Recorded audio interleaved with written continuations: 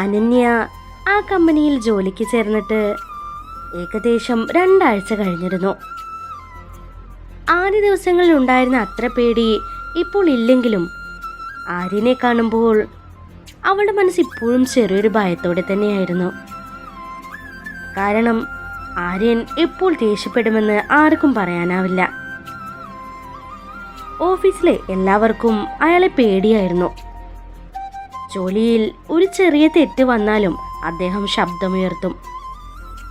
പക്ഷേ അതിനൊപ്പം തന്നെ ജോലിയോട് അത്രയും ആത്മാർത്ഥതയും ഉണ്ടായിരുന്നു. അതുകൊണ്ടാണ് കമ്പനി ഇത്രയും ഉയർന്നതെന്നും സ്റ്റാഫുകൾ പറയാറുണ്ട്. പക്ഷേ അനന്യ ശ്രദ്ധിച്ചൊരു കാര്യമുണ്ടായിരുന്നു. ആര്യൻ ഇപ്പോൾ അവളോട് പഴയ പോലെ പെരുമാറുന്നില്ല. മുമ്പ് ഓരോ ചെറിയ തെറ്റിനും ദേഷ്യപ്പെട്ടിരുന്ന ആളാണ് ഇപ്പോൾ അവൾ പറയുന്നത് മുഴുവൻ കേൾക്കുന്നത്. ചിലപ്പോൾ ശബ്ദമുയർത്താൻ പോകുമ്പോൾ പോലും അവൻ സ്വയം നിയന്ത്രിക്കുന്നത് പോലെ തോന്നും. അതെന്തുകൊണ്ടാണെന്ന് അനന്യയ്ക്ക് മനസ്സിലായില്ല. ആ ദിവസം രാവിലെ ഓഫീസിൽ നല്ല തിരക്കായിരുന്നു. പുതിയ പ്രൊജക്ടിന്റെ മീറ്റിംഗ് ഉണ്ടായിരുന്നതിനാൽ എല്ലാവരും ഓരോ കാര്യങ്ങളിൽ ഓടിക്കൊണ്ടിരുന്നു. അനന്യ മീറ്റിങ്ങിന് വേണ്ട ഫയലുകളും ഡോക്യുമെന്റുകളും ഒന്നുകൂടി പരിശോധിക്കുകയായിരുന്നു. അപ്പോൾ ക്യാബിനിൽ നിന്ന് ആര്യന്റെ ശബ്ദം കേട്ടു. അനന്യ. വരാം സാർ. അവൾ വേഗത്തിൽ ഫയൽ എടുത്ത് അകത്തേക്ക് ചെന്നു. ആര്യൻ ലാപ്ടോപ്പിൽ എന്തോ നോക്കുകയായിരുന്നു. ഇന്നത്തെ മീറ്റിംഗിന്റെ ഫയലുകളെല്ലാം റെഡിയാണോ? റെഡിയാണ് സാർ. ഓരോ ഫയലും വേർതിരിച്ചു വെച്ചിട്ടുണ്ട്. അവൾ ഫയലുകൾ അദ്ദേഹത്തിന് മുന്നിൽ വെച്ചു. ആര്യൻ ഓരോന്നായി നോക്കി. കുറച്ച് നിമിഷങ്ങൾക്ക് ശേഷം അവൻ ഫയൽ അടച്ചു. നന്നായിട്ടുണ്ട്. ആ 2 വാക്കുകൾ കേട്ടപ്പോൾ അനന്യയ്ക്ക് ശരിക്കും അത്ഭുതമാണ് തോന്നിയത്. കാരണം ഇതുവരെ അയാളിൽ നിന്ന് ഒരു പ്രശംസ പോലും അവൾക്ക് കിട്ടിയിരുന്നില്ല. അവളുടെ മുഖത്ത് അറിയാതെ ഒരു ചെറിയ സന്തോഷം തെളിഞ്ഞു. Thank you sir. ആര്യൻ അവളെ ഒരു നിമിഷം നോക്കി. അവൾ ചിരിക്കുമ്പോൾ അവളുടെ കണ്ണുകളും ചിരിക്കുന്നത് പോലെ തോന്നി. അവൻ ഉടൻ തന്നെ കണ്ണുകൾ മാറ്റി. മീറ്റിംഗിന് മുമ്പ് ക്ലയന്റിനെ വിളിച്ച് കൺഫേം ചെയ്യണം. ശരി സർ. അവൾ പുറത്തേക്ക് പോയപ്പോൾ ആര്യൻ കുറച്ചു നിമിഷം അവൾ പോയ വഴിയിലേക്ക് നോക്കി നിന്നു.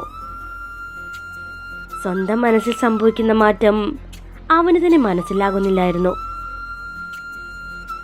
ഉച്ചയോടെ മീറ്റിംഗ് കഴിഞ്ഞു. മീറ്റിംഗ് നല്ല രീതിയിൽ നടന്നതുകൊണ്ട് എല്ലാവർക്കും ചെറിയൊരു ആശ്വാസമുണ്ടായിരുന്നു. ആര്യൻ ക്യാബിനിലേക്ക് മടങ്ങുമ്പോൾ വളരെ ക്ഷീണിതനായി തോന്നി. രാവിലെ മുതൽ ഒന്നും കഴിക്കാത്തത് കൊണ്ട് നല്ല തലവേദന ഉണ്ടായിരുന്നു. അത് അനന്യ ശ്രദ്ധിച്ചു. സാർ, കാപ്പി കൊണ്ടുവരട്ടെ? ആര്യൻ തലയുയർത്തി അവളൊന്ന് നോക്കി. ഞാൻ ചോദിച്ചില്ലല്ലോ. സാധാരണ അത് കേട്ടാൽ അനന്യ പേടിച്ചേനെ. പക്ഷേ ഇപ്പോൾ അവൾക്കത്ര ഭയം തോന്നിയില്ല.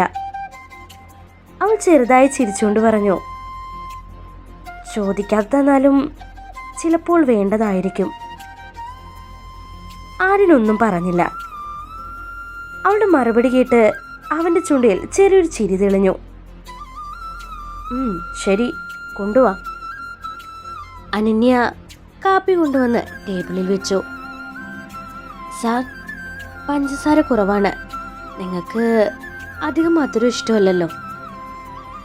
ആര്യൻ അത്ഭുതത്തോടെ അവളെ ഒന്ന് നോക്കി. നിനക്ക് അതെങ്ങനെ അറിയാം? എല്ലാ ദിവസവും കാപ്പി പകുതി മാത്രമേ കുടിക്കാറുള്ളൂ. അതുകൊണ്ട് ശ്രദ്ധിച്ചു. ആര്യൻ കുറച്ചു നിമിഷം മിണ്ടാതെ നിന്നു. ആദ്യമായിട്ടാണ് ആരെങ്കിലും തന്റെ ചെറിയ കാര്യങ്ങൾ പോലും ശ്രദ്ധിക്കുന്നതെന്ന് അവന് തോന്നിയത്. വൈകുന്നേരം ജോലി ചെയ്യുന്നതിനിടെ അനന്യയുടെ സുഹൃത്തായ മീര അവളെ വിളിച്ചു. ഡാ, ജോലി ഇപ്പം എങ്ങനെയുണ്ട്? കുറച്ച് ഓക്കെയാണ്. ആ ദേഷ്യക്കാരൻ സാർ ഇന്നും ചീത്ത പറയുന്നുണ്ടോ? അനന്യ അറിയാതെ ചിരിച്ചു. ഇപ്പോ കുറവാണ്. ഓഹോ, അതെന്താ കാര്യം? എനിക്കറിയില്ല. പക്ഷേ ഫോൺ കട്ട് ചെയ്ത ശേഷം അവൾക്കും അതേ ചിന്തയായിരുന്നു. ശരിക്കും ആര്യൻ മാറുന്നുണ്ടോ?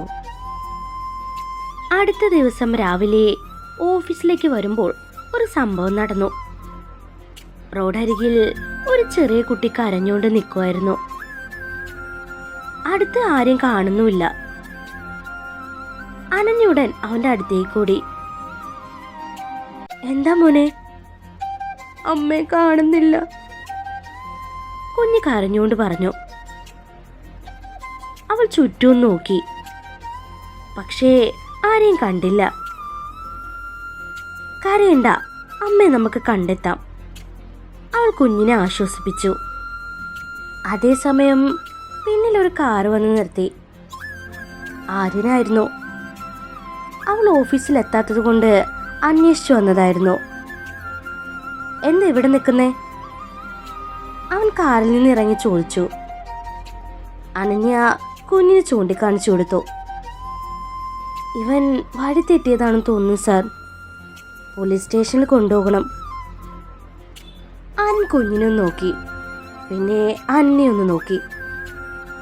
ഓഫീസിലേക്ക് വൈകുമെന്നറിഞ്ഞിട്ടും ഒരു പരിചയമില്ലാത്ത കുഞ്ഞിന് വേണ്ടി നിൽക്കുന്ന അവളെ കണ്ടപ്പോൾ അവൻ എന്തോ തോന്നി. കാറിൽ കയറ്, അവൻ പറഞ്ഞു. സാറിന് ഓഫീസിൽ പോവാൻ ലേറ്റാവും. അതൊന്നും പ്രശ്നമല്ല, ആദ്യം കുട്ടിയെ സുരക്ഷിതമായി ഏൽപ്പിക്കാം. അനന്യ അത്ഭുതപ്പെട്ടു. സാധാരണ ചെറിയ കാര്യങ്ങൾക്ക് പോലും ദേഷ്യപ്പെടുന്ന ആളാണ് ഇപ്പോൾ ഇത്ര ശാന്തമായി സംസാരിക്കുന്നത്. കുഞ്ഞിനെ പോലീസ് സ്റ്റേഷനിൽ ഏൽപ്പിച്ച ശേഷം ഇരുവരും തിരികെ ഓഫീസിലേക്ക് പോവുകയായിരുന്നു. കാറിനകത്ത് നിശബ്ദതയായിരുന്നു. കുറച്ചു കഴിഞ്ഞ് ആര്യൻ ചോദിച്ചു, എല്ലാവർക്കും ഇങ്ങനെ സഹായിക്കാൻ നിൽക്കാൻ പറ്റണമെന്നില്ല, നിനക്കെങ്ങനെ പറ്റുന്നു? അനന്യ ജനലിന് പുറത്തേക്ക് നോക്കി. ചെറുപ്പം മുതൽ അമ്മ പറയുമായിരുന്നു, കഴിയുന്ന സഹായം ആരോടും ചെയ്യണമെന്ന്. അതുകൊണ്ടാണോ ഇങ്ങനെ എല്ലാവരും വിശ്വസിക്കുന്നത്? എല്ലാവരും മോശക്കാരല്ലല്ലോ സാർ. ആ മറുപടി ആര്യൻ്റെ മനസ്സിൽ പതിഞ്ഞു.